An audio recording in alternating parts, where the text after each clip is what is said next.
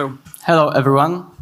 My name is Jonathan. I work at Dashbit, and today I want to show you how you can build machine learning-based features into your application and a new project called Bumblebee. So, to put this whole talk into some kind of context, let's imagine we are building an application, and we want to build features which roughly translate to function calls like this, right? So, just to name a few examples. Maybe we want to classify whether a user review or comment is positive or maybe it has harmful content.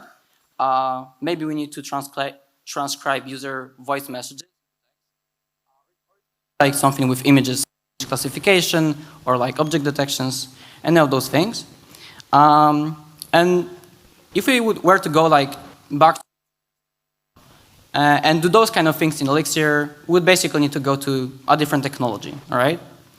But 2 years ago, we started this effort of numerical Elixir, which brought a couple new tools into the ecosystem.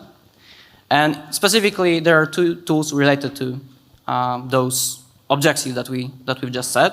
And the first of them is numerical Elixir, which basically allows for very efficient numerical computation to happen in Elixir.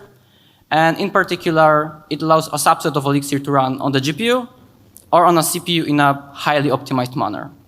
All right? And then there is a second project called Axon, which allows us to build and train neural network models. All right? And neural network models are relevant because if we go back to our objectives, those kind of functions are generally hard to implement by hand. So instead, we usually turn to machine learning, all right? And specifically to neural networks.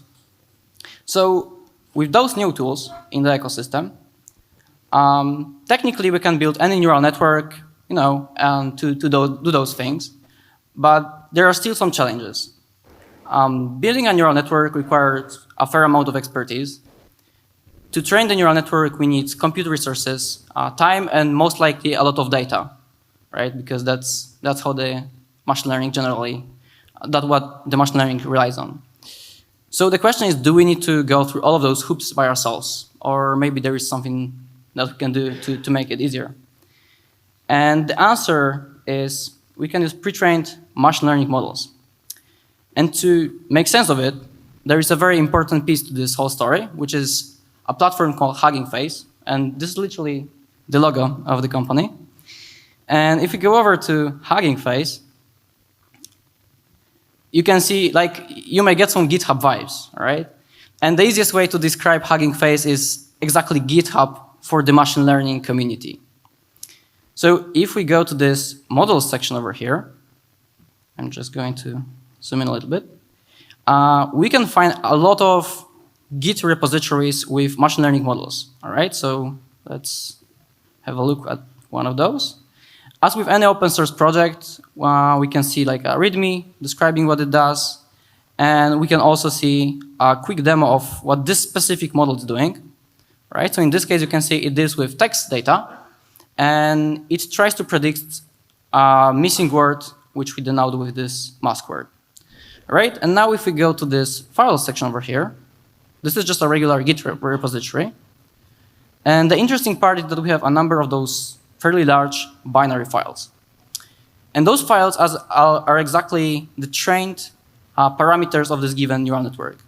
So in other words, someone else implemented a neural network, they trained it using a lot of data, and they uploaded it to this repository to be available publicly. Right? So wouldn't it be nice if we could just take this model and load it straight into Elixir?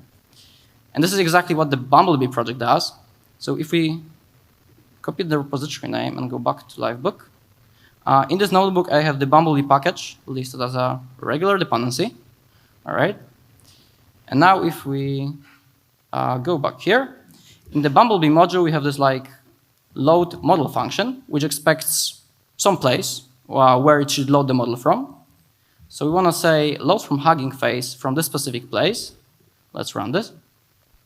And this is going to give us some data, right? So the first thing is that we have an Axon struct, which is this whole neural network built in Elixir for us, so we don't need to do it ourselves. And then we also have this map of parameters, all right, a lot of numbers. And those are the parameters that someone else took and trained and uploaded so that we can load it. Okay? And there is one more thing about neural networks, which is that they generally work with numbers, right? But as we could have seen on the Hugging Face example, this particular model is supposed to handle text. So how do we bridge this gap between text and numbers? And the thing in between is what we call a tokenizer, which is exactly this like algorithm for processing text into numbers. And we can load a tokenizer from the same Hugging Face repository, right? So in the Bumblebee module, we have a load tokenizer function. We pass the same name, and it's going to return our tokenizer. Okay, there we go. We can also match on this, because this will be useful for us. Okay, and now that we have those two things, there is one part missing, which is how do we actually make use of it, right? Like how do we stitch them together? And other than allowing us for loading those models, Bumblebee also has this idea of like end-to-end processing pipelines, right? So in this case, as we could have seen with the demo, this model fills a missing word in a sentence. And in the Bumblebee text module, we have this fill mask function, which is going to be like the pipeline for us. And conveniently, it expects the model and the tokenizer. And what this function is going to return is what we call a serving. So serving is exactly this end-to-end pipeline where we should be able to like throw text. It's going to apply the tokenizer, run the neural network, do post-processing, and give us hopefully some structured information that we can make use of. And to see how it works, we can now just run run the pipeline with nx serving run, passing the serving and some sort of sentence. So let's say the capital of Portugal is whatever, and we expect the model to guess what it is. There we go. We have this nice list of predictions, and each prediction has a score which corresponds to the certainty of, how accurate it is according to the model. Cool, so far so good. We've got 4 lines of code and already did some machine learning work in Elixir. So now the question is, how do we know which model is compatible with which task, and like do we need a tokenizer, or maybe we need to log something else?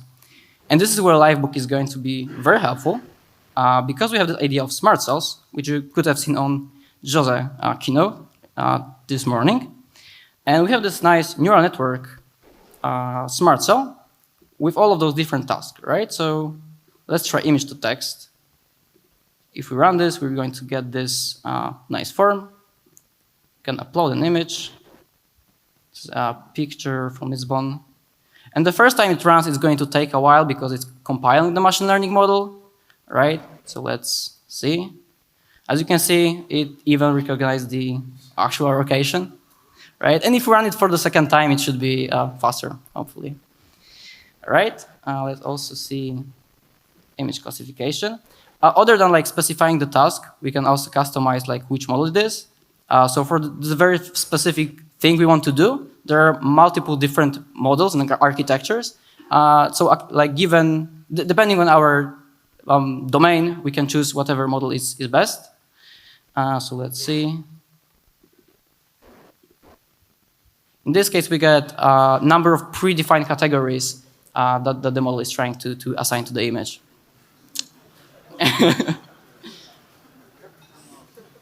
All right, so this way we can like explore the different possibilities. But the beautiful thing with smart cells is that now we can just go and see all of the underlying code, right? So, let's see what's going on here. We are loading the model, just as we did before, from a different Hugging Face repository, which is a model that should work with images. And this time we also have a featureizer, right? So just as we had tokenizer to pre-process text, we have a featureizer to pre-process images. So it's going to take care of like scaling the image, resizing, normalizing the pixel values, all this. And then we are also building this serving pipeline, right, using this image classification function. And other than that, we are also having some additional options which tell the serving how to compile the model. But this is like a very NX-specific thing, and it's just for efficiency, so we don't need to worry about it for now. And then there is this whole second section, which takes care of this UI. Okay, so let's break it down. We use the Kino package, which interacts with Livebook and tells it like to render inputs or certain components. And in this case, what we do is we render a form with an image input. Then we render a frame where we will be pushing the results. And we subscribe to form events using this Kino listen function. So whenever the form is submitted, this function over here is going to be run with our image. And what we do then, we just create a tensor from this image, which we receive as a binary data. We pass it through our serving pipeline, so to do all of the heavy work. And then we use a custom Kino Bumblebee component to render this nice list of predictions. All right? And if you think about it, this whole part over here, it is sort of similar to a live application, right? Where we would have some sort of UI and then invoke the serving pipeline to do the classification in this case. But there is one key difference, which is that Kino Listen is sequential, all right? So it means that each form submission is going to be processed sequentially. So to make it more realistic, let's convert this smart cell to code. And we can change Kino Listen to async listen, all right? So what this is going to do is that each form submission is going to spawn a new process which is going to concurrently invoke this handling logic.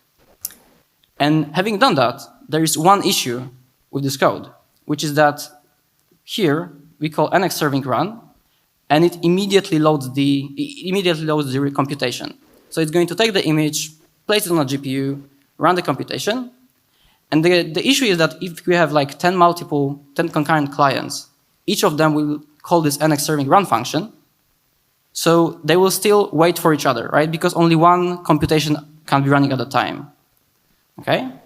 And we can do better because the underlying tensor operations that we do, they are very good at doing data parallel work, right? So what this means in practice is that if we took inputs from 10 clients, stack them together, and run the computation for all of them, it would take pretty much the same time as it takes for a single input.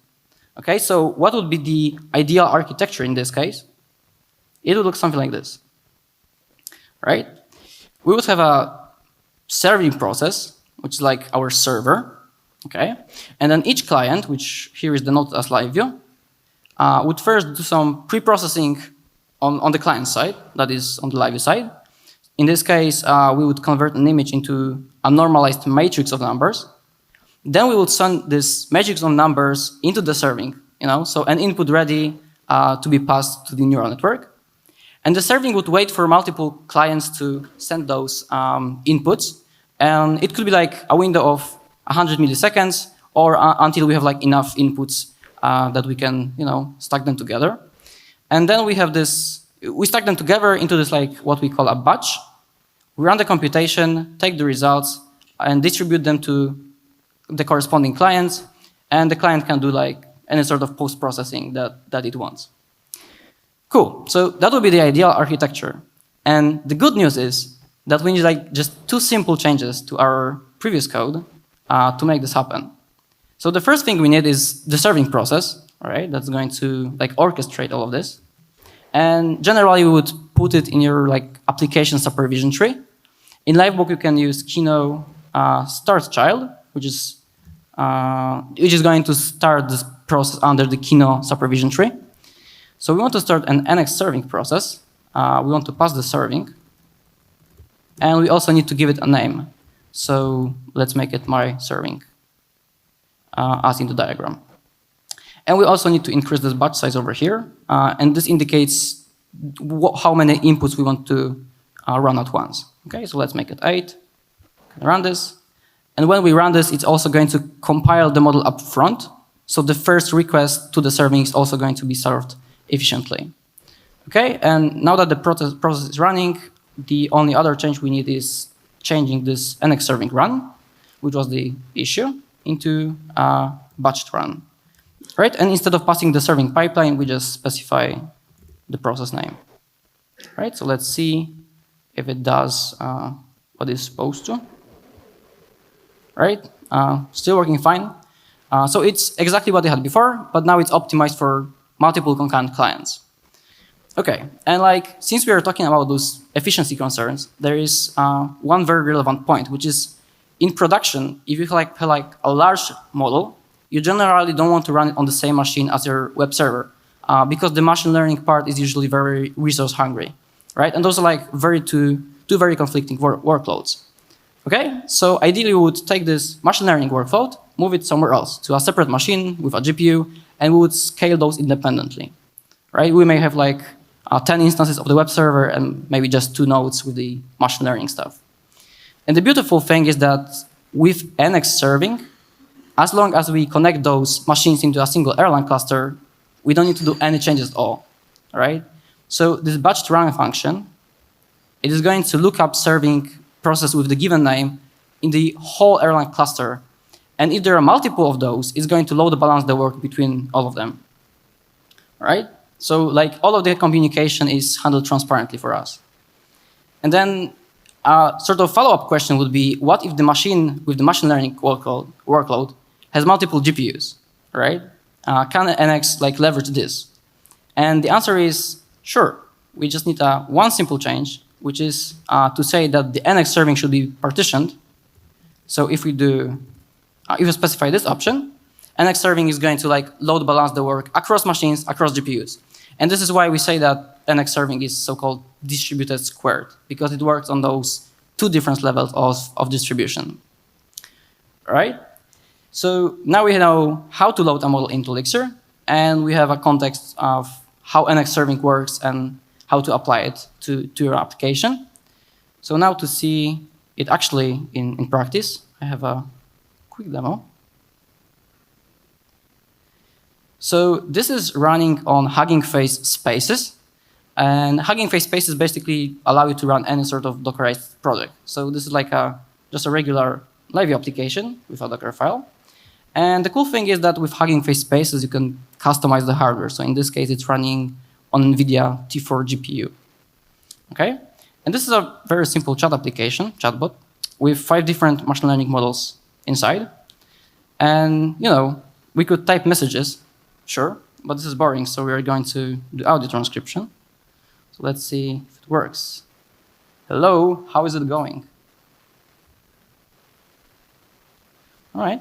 So we use the Whisper model to do this transcription from audio to text, and then we have another model which answers the questions. Okay, so fantastic. I'm in Lisbon, in Portugal right now, and I'm giving a presentation about artificial intelligence, sort of. And as you can see, it recognizes the places in the message, and based on the message sentiment, it also does this like reaction thing. So maybe the like answer itself, it's not ChatGPT level, but like the reaction is something ChatGPT can do, right? And yeah, and like one more thing we could do is we can send it an image, because you know that's the way we do in chats. And as you can see, in this case, it even recognized that this is the particular Dark Knight part of the Batman series. All right. So now to sort of like bring this presentation home, let's have a quick look at the code. And this is like just a regular Live application. So there is nothing fancy there. I'll just make it a little bit bigger. Okay. But the relevant part is that if we scroll down here, we make calls to like those magic functions in the Chai AI module. All right. You can see over here. And this is very similar to those functions which we saw at the very beginning of the talk, right? That was like our objective, how to implement those kind of features. And now if we go to this Chai AI module, which should encapsulate most of the complexity, since that's the smart stuff, all of those things are like, you know, 14 lines of code, basically, those features, right? And the whole complexity is like this mapping from emotion to emoji. Right. So for example, in the transcribes case, we just do the batch run just as we did before, and we unwrap the result. And other than this, we have functions that do the loading part. So they load the corresponding models, build the servings, and then we use this in our application file to start the servings under the supervision tree. Right? And even with like all of this loading boilerplate, this whole module is 140 lines of code. So that's all it took for those 5 different machine learning features to be integrated into our application. And yeah. So one thing, so this is like pretty much it. But one thing I highly recommend to do is to check out the Numerical Elixir GitHub organization. We have this nice new homepage that outlines all of the different projects in the ecosystem. And there's also like a huge list of resources with videos, articles. So if you're interested in this space, like those are the resources to go to. And also if you have questions or just want to like be up to date on what's going on in the machine learning ecosystem, in the Erlang Ecosystem Foundation Slack, we have the machine learning channel. So feel free to join there and hang out with us. Yeah, I'm happy to answer any questions, and that's it.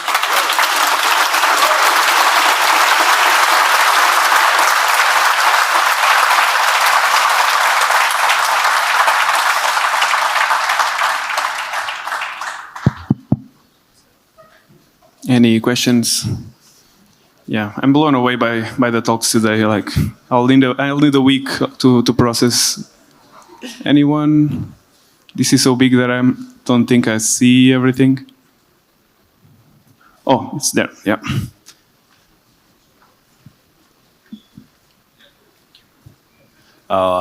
Thanks for the good talk. Like, this sounds like something that can be used already tomorrow.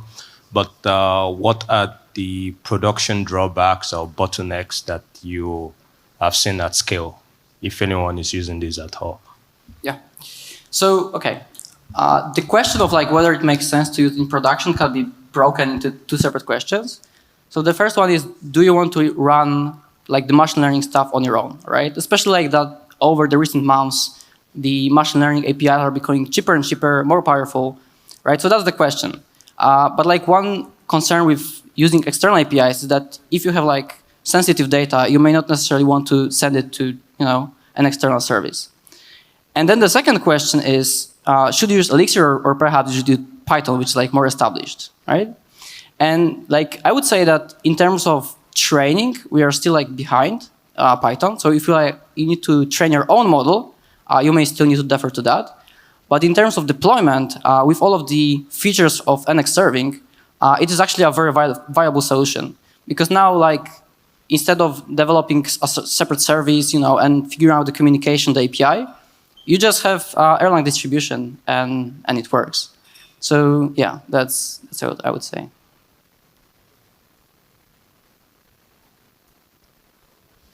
Anyone else? Yeah, back there. Excuse me.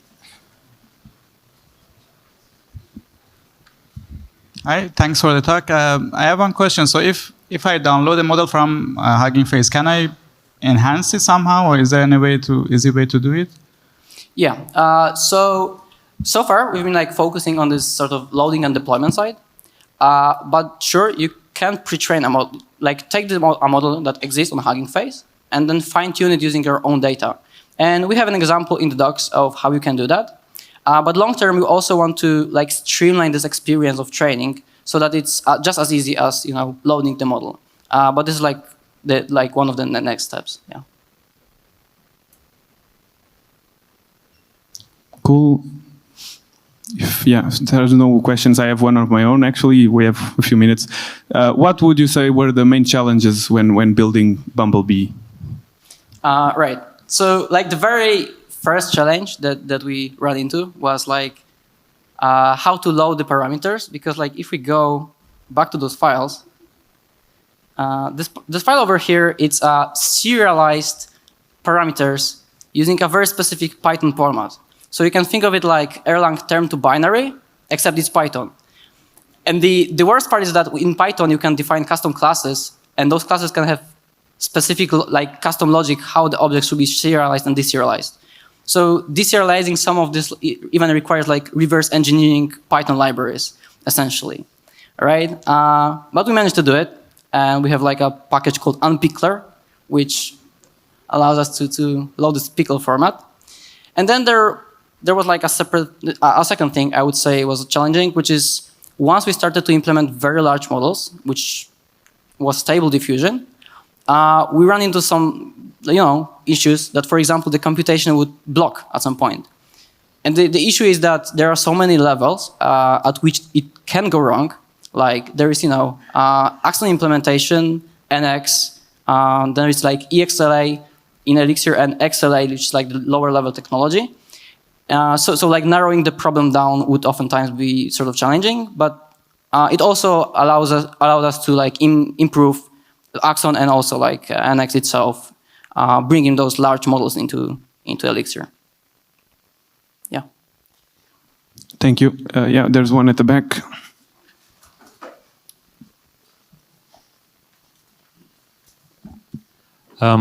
What's next for Bumblebee? So what's on the roadmap? So one thing which is going to be sort of continuously on the roadmap is adding implementation for more models. Because in order to load a model from Hugging Face, we need to have an implementation in Bumblebee, right? Because it's like all in Axon in Elixir. So we want to add more of those. And then the second point would be doing like more streamlined training, which is what I mentioned, so that you can easily bring a model, like throw some your own data and just fine tune for the specific data so we can use it. And yeah, and then like once we add more models, we can also explore more tasks, right? So in addition to all of those tasks that I don't have the smart cell. But like in addition to all of those tasks, there are more things that are possible. So just keeping on extending on those. Yeah, we have last one, yeah. But just to extend on that, so you have to write new code for every new model you import. Did you just say that? Yep, correct. Because like those are models which usually come with papers. So somebody like does some research and there is a new state-of-the-art model. So we need an implementation and then we can just load the parameters from Hugging Face. So yeah, sorry. Yeah, we are at time, so let's give a big round of applause to Jonathan.